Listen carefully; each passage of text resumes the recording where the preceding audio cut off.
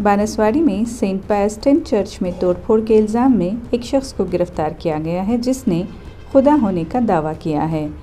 Tom Matthew नामी शख्स ने हथौड़े से चर्च का दरवाज़ा तोड़कर फर्नीचर, आइडल्स और फूलों के गमलों को नुकसान पहुंचाया है। कंट्रोल रूम से कॉल मौसूल होने पर पुलिस जाए वक़ुआ पर पहुंची और मुलजिम को हिरासत में ले लिया। पूछताछ के दौरान मैथ्यू ने ताउन नहीं किया और सवालात का जवाब देने से इनकार कर दिया।